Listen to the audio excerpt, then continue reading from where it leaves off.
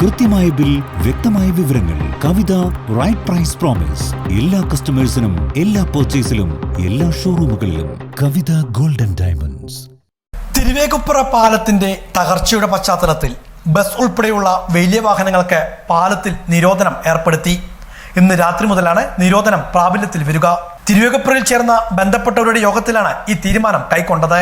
പാലത്തിന്റെ തകർച്ച പരിഹരിക്കാൻ ആവശ്യമായ നടപടികൾ വേഗത്തിലാക്കാനും യോഗത്തിൽ ധാരണയായി. ക്ലോസ് ചെയ്യുന്നതിന് വേണ്ടിയുള്ള ക്രമീകരണങ്ങൾ PWD പാലം വിഭാഗം ചെയ്യേണ്ടതാണ്. രണ്ട് ഭാഗത്തും നിലവിൽ നമ്മൾ ചെയ്തിട്ടുണ്ടെങ്കിൽ കൂടി ഹൈറ്റ് കൂടി കൺട്രോൾ ചെയ്യുകയും അതുപോലെ തന്നെ കാൽനട യാത്രക്കാർക്ക് അപകടം വരാതിരിക്കുന്നതിന് വേണ്ടി ഈ അറ്റം മുതൽ മറ്റേ അറ്റം വരെയും ബാരിക്കേഡുകൾ സ്ഥാപിക്കുന്നതിന് വേണ്ടിയുള്ള ക്രമീകരണവും PWD വിഭാഗം ചെയ്യേണ്ടതാണ്. അതിനുവേണ്ട സഹായ സഹകരണങ്ങൾ നമുക്ക് ചെയ്യാം.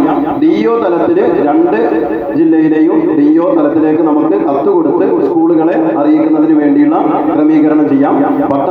കൊപ്പം പോലീസ് സ്റ്റേഷനിൽ നിന്നും വളാഞ്ചേരി പോലീസ് സ്റ്റേഷനിൽ നിന്നും രണ്ടാളുകളെ മിനിമം എല്ലാ സമയത്തും ഇവിടത്തേക്ക് ഡ്യൂട്ടിക്ക് നിയോഗിച്ച് കൊടുമുടിയിൽ വളാഞ്ചേരി പോലീസ് സ്റ്റേഷനിൽ നിന്നും തിരുവേഗപ്പുറയിൽ കൊപ്പം പോലീസ് സ്റ്റേഷനിൽ നിന്നും മുഴുവൻ സമയവും പോലീസ് ഉദ്യോഗസ്ഥരെ വിന്യസിക്കുകയും വേണം. കഴിഞ്ഞ ദിവസമാണ് പാലക്കാട്, മലപ്പുറം ജില്ലകളെ ബന്ധിപ്പിക്കുന്ന തിരുവേഗപ്പുറ പാലത്തിൽ വിള്ളൽ അനുഭവപ്പെട്ടത്.